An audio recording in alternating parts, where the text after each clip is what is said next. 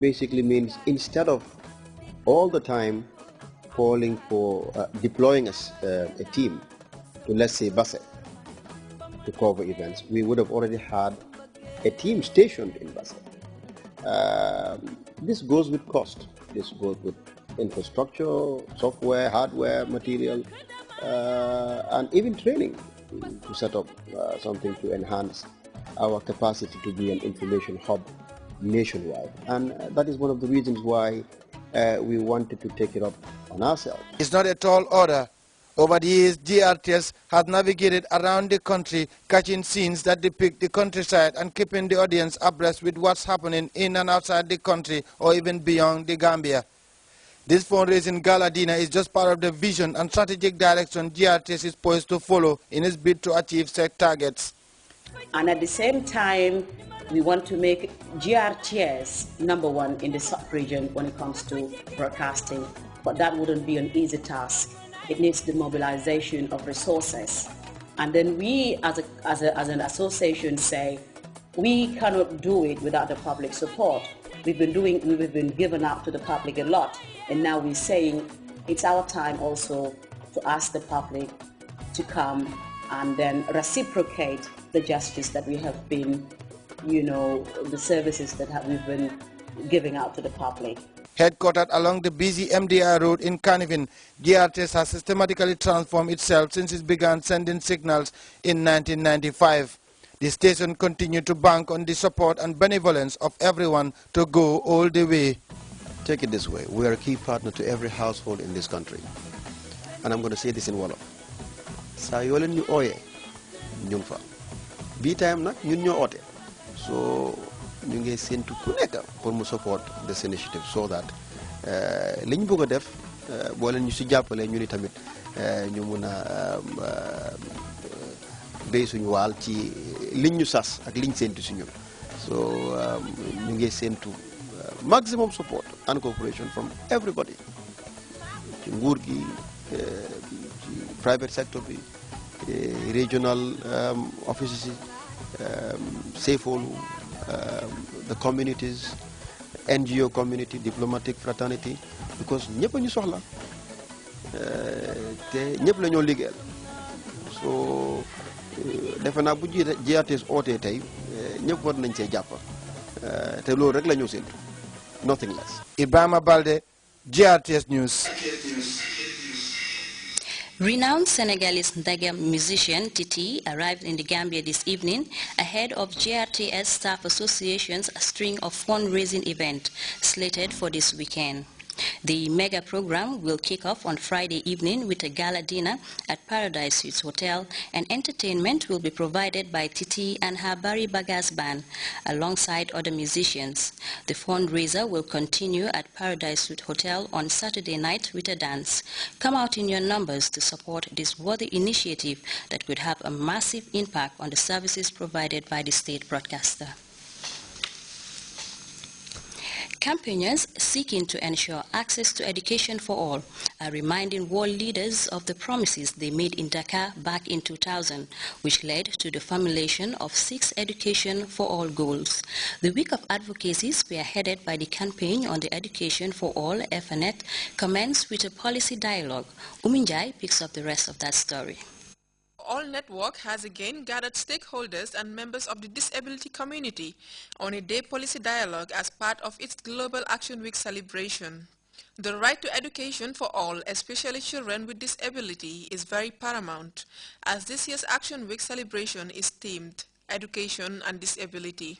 There has been a big improvement in terms of access to education, but there are challenges, and the challenges include those children who are disabled, and this is why we are saying this year education and disability, because if disabled children are not going to school, then you can say that the disability, the issue of disability, is one factor why children are not going to school.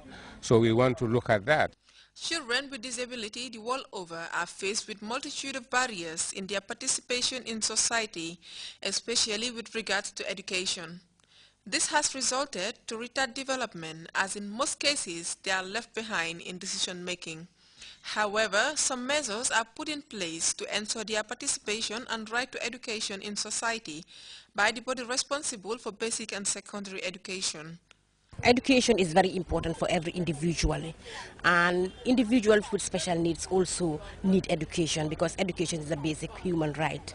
Therefore, those with special needs also have a basic human right to have access to education. Unfortunately, those with special needs do not have the same opportunities like every other child. Therefore, just government and all stakeholders should be on board to help those children to have access to the curriculum and to school in general. 7 contextual strategies meant to help the physically challenged people in society have been drafted. The strategies are put in place to ensure appropriate trained teachers for all and to create conducive environment to all, thereby helping them realize some of their potentials. Trained teachers are very important with regards because they need a lot of specialized methodology in teaching those with special needs. What the education sector is doing, yes, it is difficult to train all teachers on special needs, but at Gambia College, there is a module on special needs education. And at our level at the unit, we have trained itinerant teachers. We call them polyvalent itinerant trained teachers. These teachers are trained to support children with diverse special needs, those with physical handicaps, those with visual impairment, those with hearing impairment. They provided with motor bicycles and fuel. They are in charge of clusters within the regions. We want to create greater awareness on the right of children with disability to education. We want to create that awareness. Government, we've been working with government and there have been a lot of inroads. But the general public, some of the families, they have their children who are disabled and these children are not going to school. We want to create that kind of awareness so that they understand that every person has the potentials to learn. And once you learn, then your chances of developing your skills, your God-given potentials is greater than if you are not educated.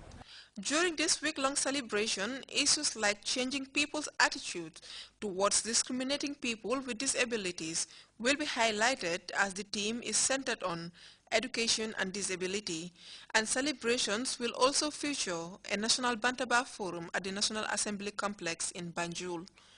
Uminjai, GRTS. The Network Against Gender-Based Violence has enlisted the support of ward councillors in its drive to eliminate the menace. The people's representatives from the Greater Banjul area recently participated in a 2-day awareness-raising forum organized by the network. Fatimata Simaha reports.